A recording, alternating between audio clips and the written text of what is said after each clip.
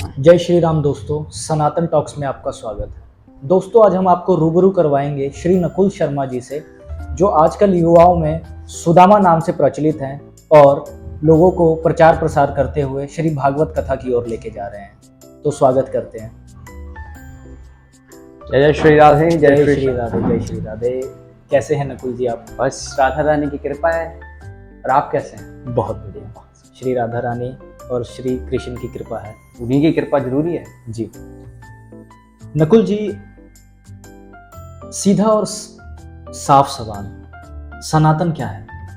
सनातन एक हमारा एहसास है जिसमें हम सभी एक साथ खड़े होकर विश्व की कल्याण की कामना करते हैं, तो वही एक सनातन और सत्य है, जिसका कोई आदि है ना अनंत है, तो वही सनातन। जी बिल्कुल। और आजकल हम युवाओं को देखते हैं कृष्ण भक्ति भागवत प्रचार प्रसार करते हुए, तो इस चीज को आप कैसे लेते हैं? आपका क्या मानना है, क्या विचार है? देखो, कलयुग में और केवल भगवान का भजन ही हमें इस जग जंजाल से बचा सकता है। अन्यथा ऐसी कोई भी शक्ति नहीं है जो हमें नरक के उन भोगों से बचा सके। तो इसीलिए हमें प्रचार प्रसार भक्ति का और अवश्य करनी चाहिए। और एक मेरे मन में भी जिज्ञासा है और काफी लोगों के सवाल आते हैं कि श्री राधा रानी और श्री कृष्ण एक कैसे? देखो, ये हमारा भाव डिपेंड करता है कि हम क्या सोच रहे हैं, क्या नहीं सोच रहे। अगर हम पूजा कर रहे हैं तो हम द्वैत भाव में पूजा कर रहे हैं कि वो दो हैं। अगर हम किसी से प्रेम कर रहे हैं तो वो एक ही है, क्योंकि ब्रज में 1 + 1 = 1 होता है, ना कि 2। और आजकल के प्रचार प्रसार में, श्री भागवत प्रचार में, हम श्री भागवत से और श्री कृष्ण जी के द्वारा दिए हुए ज्ञान से हम अपने जीवन में क्या ग्रहण कर सकते हैं और क्या सीख सकते हैं? और ये आपका क्वेश्चन अच्छा है, बट मेरा क्वेश्चन आपसे ये है कि हम क्या नहीं सीख सकते। उसमें ऐसा क्या नहीं है जो हम नहीं सीख सकते, हमारे जीवन में नहीं उतार सकते? सब कुछ है, बस वो फाइंड आउट करने की जरूरत है। जैसे कि हवा चारों तरफ है, शुद्ध हवा ढूंढने की आवश्यकता है, तो वो शुद्ध हवा है हमारी। जी, बहुत ही शुभ विचार हैं आपके। और नकुल जी, आजकल के वैज्ञानिक समय में लोग प्रचार प्रसार तो कर रहे हैं, मगर जो हमारे गैजेट्स हैं, लोग सिर्फ उस प्रचार प्रसार में ज्यादा विश्वास कर रहे हैं। पर मैं आपके भाव जानना चाहता हूं कि इस सांसारिक दुनिया से अगर हमें कोई सपोर्ट ना मिले, कुछ चीजें ना मिले, तो हम कैसे प्रभु भक्ति की तरफ बढ़ सकते हैं? देखो, सबसे प्रथम ये है कि हमें भक्ति करने के लिए किसी की सहायता या फिर सपोर्ट की आवश्यकता नहीं होती है। सबसे पहले हमारे को ज्ञान अर्जित करना है कि हमारे पास कितना ज्ञान है और हम किसी को क्या दे सकते हैं। अगर हमारे पास कुछ नहीं है तो मैं आपको कुछ नहीं दे सकता। उससे पहले मुझे खुद को फुलफिल करना होगा, मुझे वो भक्ति सीखनी होगी, मुझे वो भक्ति करनी होगी, मुझे भक्ति के बारे में जानना होगा, तभी मैं आपको भक्ति के बारे में बता सकता हूँ। इसीलिए हमें संतों और गुरुओं का आश्रय लेना चाहिए। और ये गैजेट वगैरह तो अपने सामर्थ्य के हिसाब से सभी कर ही रहे हैं, तो जो जिसका जितना सामर्थ्य वो कर रहा है। जी बिल्कुल।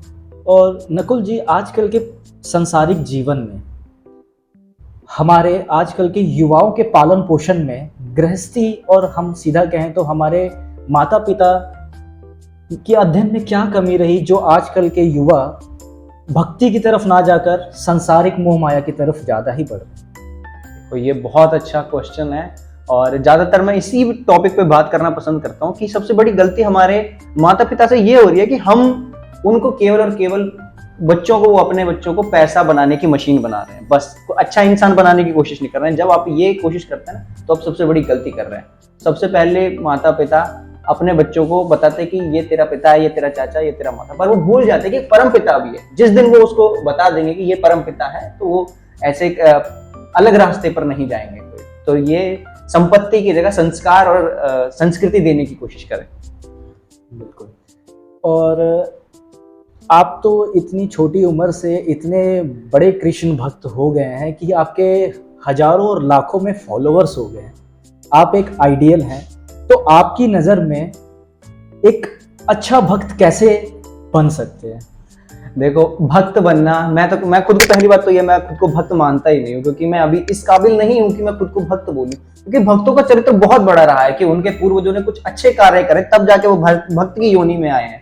तो इस पे तो मैं सांसारिक दृष्टि से नहीं बता सकता, कि कौन भक्त है कौन नहीं। बाकी जो भी राधा नाम का जाप कर रहा है या फिर किसी भी तरह की भक्ति कर रहा है वो भक्त ही है, उसमें कोई संकोच या फिर उस पर क्वेश्चन मार्क लगाने की आवश्यकता नहीं है, क्योंकि भक्ति केवल और केवल भगवान ही बता सकते हैं कि ये मेरा भक्त है कि नहीं, या ढोंग कर रहा है। हैं आपके इन शुभ विचारों से आगे बढ़ते हुए मैं आपसे एक और सवाल पूछता हूँ कि आपके जीवन का उद्देश्य क्या है? देखो उद्देश्य तो सही बताऊं, मेरा उद्देश्य कोई है ही नहीं। मेरा बस एक ये है कि सभी प्रभु की भक्ति करें और अच्छे मार्ग पर चलें, क्योंकि सही मार्ग चुनना बहुत कठिन होता है, और जो बाकी के मार्ग हैं आपको पता ही है कितने अच्छे वो बहुत हैं, सरल है। उन पे जाना बहुत सरल है। तो बस कोशिश कर रहा हूँ कि जो हमारी जो ये पीढ़ी है ये सुधर जाए थोड़ी सी, जिससे उनके परिवार का भी भला हो और हम जैसे युवा वर्ग का। बहुत ही अच्छा मार्गदर्शन किया आपने इस वीडियो के तहत, और कोशिश करेंगे आपसे फिर जुड़ें, और अपने दर्शकों से भी निवेदन करते हैं कि जो भी उनके मन में जिज्ञासा है, प्रश्न है, वो कृपया कमेंट बॉक्स में अपने प्रश्न पूछ सकते हैं, और हम आपके प्रश्नों के उत्तरों के साथ फिर से आप सभी के समक्ष फिर से बैठेंगे, और अब नकुल जी से निवेदन करेंगे कि फिर से हमारे लिए समय निकाल कर। जय श्री राधे, जय श्री कृष्ण।